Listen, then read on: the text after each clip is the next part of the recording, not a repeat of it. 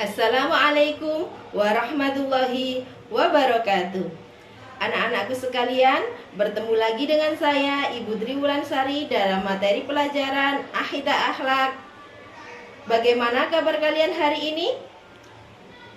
Mudah-mudahan kita semua dalam lindungan Allah dan diberi kesehatan lahir dan batin. Sebelum kita memulai pelajaran, marilah kita berdoa bersama agar apa yang kita dapat pada pagi hari ini bisa bermanfaat untuk kita semua. Berdoa mulai. Bismillahirrahmanirrahim. Rabbi zidni ilma wa wasi'li fi rizki wa barik li fi ma razaqtani waj'alni mahbuba fi qulubi ibadika wa aziza fi uyunihim waj'alni wajiha fid dunya wal akhirah wa minal muqarrabin ya kathiran nawal ya hasanal fi'al ya qaiman bila zawal wa ya mubdi'an bila mithal falakal hamdu walakal minnatu walakal syarafu ala kulli hal. Al-Fatihah. A'udzubillahi minasyaitonirrajim. Bismillahirrahmanirrahim. Alhamdulillahirabbil alamin arrahmanirrahim maliki yaumiddin. Iyyaka na'budu wa iyyaka nasta'in ihdinas siratal mustaqim siratal ladzina an'amta 'alaihim ghairil maghdubi 'alaihim waladdallin. Amin. Oke, selanjutnya tujuan pembelajaran pada pagi hari ini yang pertama yaitu menjelaskan sejarah diturunkannya Al-Quran dengan baik dan benar. Yang kedua, menjelaskan pengertian Al-Quran dengan baik dan benar. Yang ketiga, menunjukkan bukti-bukti tentang kebenaran Al-Quran dengan baik dan benar. Yang keempat, menyajikan data dan fakta serta sumber tentang bukti-bukti keistimewaan Al-Quran dengan baik dan benar.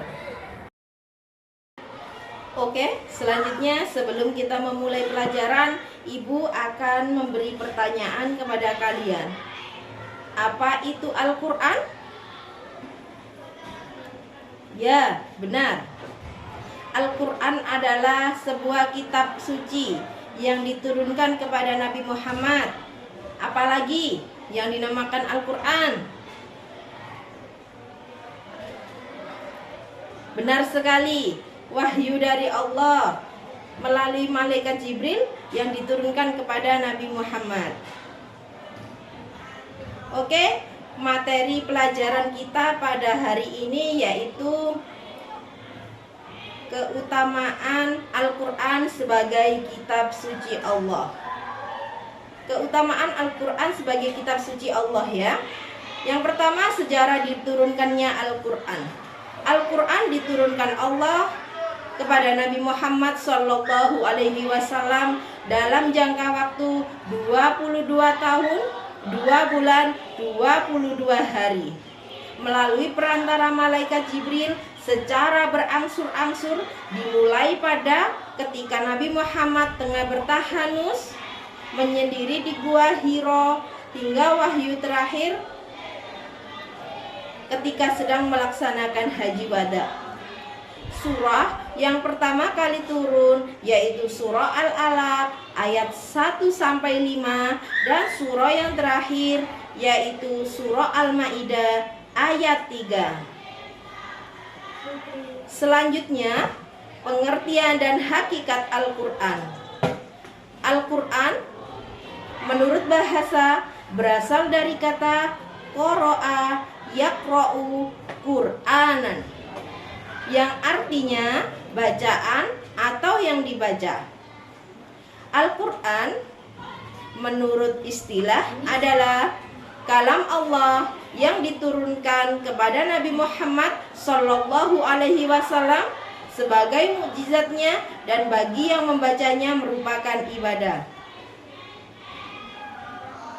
Selanjutnya, bukti tentang kebenaran Al-Quran. Bukti tentang kebenaran Al-Quran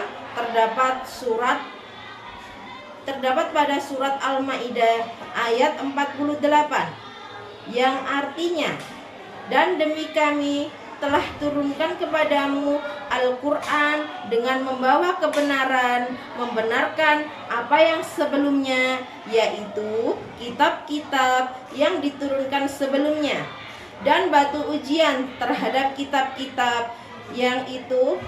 Maka putuskanlah perkara mereka menurut apa yang Allah turunkan, dan janganlah kamu mengikuti hawa nafsu mereka dengan meninggalkan kebenaran yang telah datang kepadamu.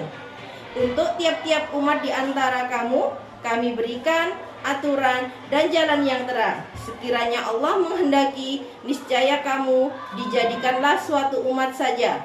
Tetapi Allah hendak menguji kamu terhadap pemberiannya kepadamu, maka berlomba-lombalah terhadap kebajikan. Hanya kepada Allah lah kembali kamu semuanya. Lalu diberitahukannya kepada kamu apa yang telah kamu perselisihkan itu. Quran Surat Al-Ma'idah ayat 48. Selanjutnya, isi pokok kandungan Al-Quran. Garis-garis besar yang terkandung dalam Al-Quran yang pertama yakni akidah. Akidah merupakan ajaran pokok agama Islam dan suatu kepercayaan terhadap adanya Allah, malaikat Allah, kitab, rasul, hari akhir, dan qada dan qadar.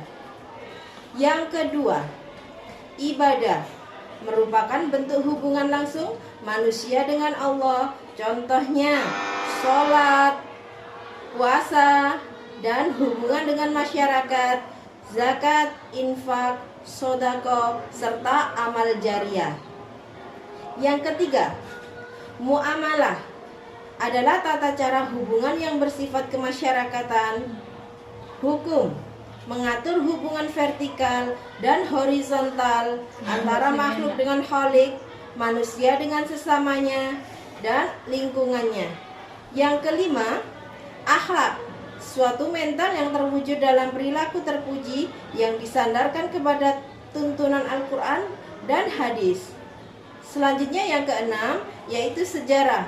Sejarah memuat kisah-kisah perjuangan Nabi dan Rasul dalam menyiarkan agama Islam. Yang ketujuh, dasar-dasar iptek adalah ayat yang mengandung dasar-dasar pengembangan ilmu pengetahuan, baik dengan hubungan dengan ilmu agama serta ilmu-ilmu yang lain. Selanjutnya, keistimewaan Al-Quran sebagai mukjizat. Yang pertama, keistimewaan Al-Quran sebagai mukjizat yaitu membenarkan isi kitab sebelumnya, yakni Taurat, Zabur, Injil. Adapun yang membenarkannya adalah yang masih asli, belum dicampuri perkataan manusia.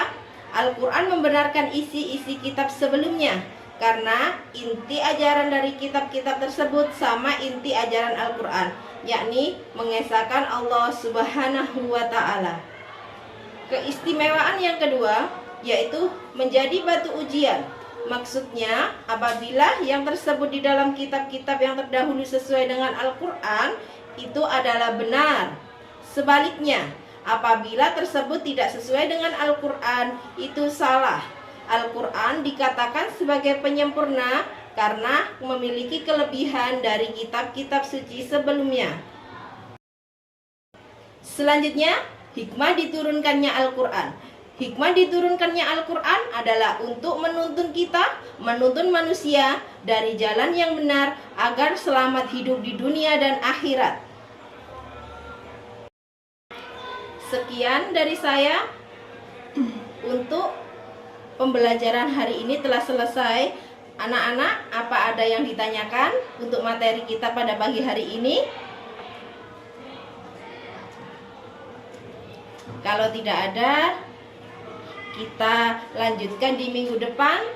Kita bertemu lagi di minggu depan dengan materi kita selanjutnya.